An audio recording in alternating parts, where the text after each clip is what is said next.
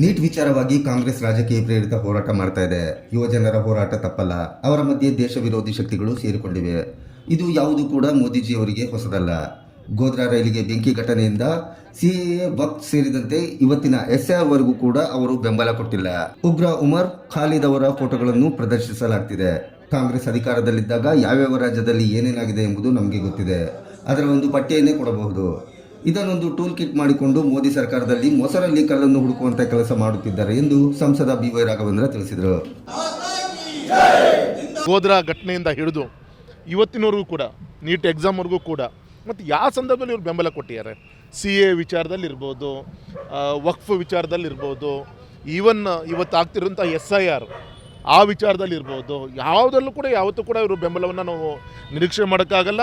ಅಂತ ಕಾರ್ಗಿಲ್ ಯುದ್ಧದ ಸಂದರ್ಭದಲ್ಲಿರ್ಬೋದು, ಎಲ್ಲ ಸಂದರ್ಭದಲ್ಲೂ ಕೂಡ ದೇಶದ ಜನರನ್ನು ಎತ್ಕಟ್ಟುವಂಥ ಕೆಲಸವನ್ನು ಇವರು ಮಾಡ್ಕೊತ ಬಂದಿದ್ದಾರೆ. ಯಾವುದೋ ಒಂದು ಧರ್ಮವನ್ನು, ಯಾವುದೋ ಮೋದಿಜಿಯವ್ರನ್ನ ಇಡೀ ಪ್ರಪಂಚ ಇವತ್ತು ಪ್ರೀತಿಸುವಂಥ ಒಬ್ಬ ವ್ಯಕ್ತಿ ವಿರುದ್ಧ ಅವಹೇಳನಕರವಾದಂಥ ಪೋಸ್ಟರ್ಸ್ಗಳನ್ನು, ಮತ್ತು ತಾವೇ ಹೇಳ್ದಂಗೆ ಉಮರ್ ಅಬ್ದುಲ್ಲಾ ಒಬ್ಬ ಟೆರರಿಸ್ಟು ಖಾಲಿದ್ ಅವ್ರದ್ದು ಕೂಡ ಆ ಒಂದು ಭಿತ್ತಿಪತ್ರದಲ್ಲಿ ಅವ್ರ ಫೋಟೋಗಳನ್ನು ಹಾಕ್ಕೊಂಡು ತೋರಿಸುವಂಥ ಪ್ರಯತ್ನ, ಮತ್ತು ಇಂಥ ಒಬ್ಬ ದೇಶಕ್ಕೋಸ್ಕರ ಸಂವಿಧಾನ ಕೊಡ್ತಿರೋಂಥ ಪ್ರಧಾನಮಂತ್ರಿ ವಿರುದ್ಧ ಎಷ್ಟು ಕೆಟ್ಟ ಒಂದು ಚಿತ್ರಣವನ್ನು ಬಿಂಬಿಸುವಂಥದ್ದು ಪ್ರಯತ್ನ ಇವತ್ತು ಕೆಲವು ದೇಶ ವಿರೋಧಿ ಶಕ್ತಿಗಳ ಒಂದು ಕೈಯಲ್ಲಿ ಕೊಟ್ಟು ನಡೆಸುವಂಥ ಪ್ರಯತ್ನ ಈ ಕಾಂಗ್ರೆಸ್ ಪುಂಡಾಟಿಕೆ ಮಾಡ್ತಾ ಇದೆ. ಸರ್, ವಿತ್ತಿನ ಮಂತಲ್ಲಿ ಈ ಒಂದು ಪಾಯ್ಸನ್ ಏನಿದೆ ಇದ್ಯಾವುದೋ ಇವತ್ತಿಂದಲ್ಲ. ಇವತ್ತು ಕಾಂಗ್ರೆಸ್ ಆಡಳಿತ ಇದ್ದಾಗ ಯಾವ್ಯಾವ ರಾಜ್ಯದಲ್ಲಿ ದೇಶದಲ್ಲಿ ಏನೇನಾಗಿದೆ ಈ ಪೇಪರ್ ಲೀಕೇಜ್ ವಿಚಾರದಲ್ಲಿ, ಯುವಕರ ವಿಚಾರದಲ್ಲಿ ಅಂತೇಳಿ ಒಂದು ದೊಡ್ಡ ಪಟ್ಟಿನೇ ಕೊಡ್ಬೋದು ಅಲ್ವಾ. ಇದೊಂದು ಟೂಲ್ ಕಿಟ್ ಆಗಿ ಮಾಡಿಕೊಂಡು ಇವರು ಈ ರೀತಿಯಂಥ ಮೋದಿಜಿ ಒಂದು ಸರ್ಕಾರದಲ್ಲಿ ಇದು ಎಲ್ಲದರಲ್ಲೂ ಕೂಡ ಮೊಸರಲ್ಲಿ ಕಲ್ಲನ್ನು ಹುಡ್ಕೊಂತ ಒಂದು ಕೆಲಸ ಇವ್ರು ಮಾಡ್ಕೊತಾನೆ ಬಂದಿದ್ದಾರೆ.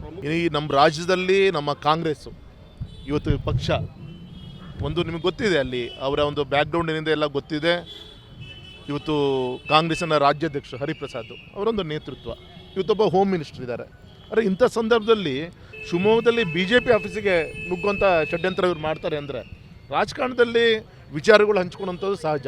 ಆದರೆ ಈ ರೀತಿ ಕಲ್ಲನ್ನು ಇಟ್ಕೊಂಡು, ಮೊಟ್ಟೆಯನ್ನು ಇಟ್ಕೊಂಡು ಗೌರವಾನ್ವಿತ ನಮ್ಮ ಶಾಸಕರಿಂದ ಹರಿಪ್ರಸಾದ್ ಅವರು ಬೆಂಗಳೂರಿನಲ್ಲಿ ಮೊನ್ನೆ ಅಟ್ಯಾಕ್ ಆಯಿತು, ಹರೀಶ್ ಅವರು.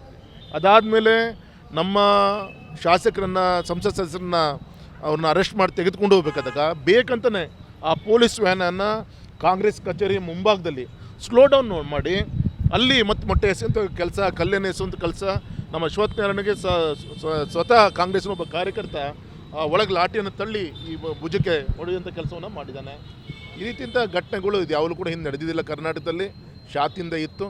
ಈ ಥರ ದ್ವೇಷದ ರಾಜಕಾರಣವನ್ನು ಬಿಟ್ಟು ವಿಚಾರಗಳನ್ನು ಚರ್ಚೆ ಮಾಡಿಕೊಂಡು ಸರಿಯಾದ ದಾರಿಯನ್ನು ತೋರಿಸುವಂಥ ಕೆಲಸ ಈಗಲಾದರೂ ಕೂಡ ಈ ಕಾಂಗ್ರೆಸ್ ಮಾಡಬೇಕು ಅಂತೇಳಿ ತಮ್ಮ ಮುಖಾಂತರ ನಾವು ಒತ್ತಾಯನ ಮಾಡಬೇಕು.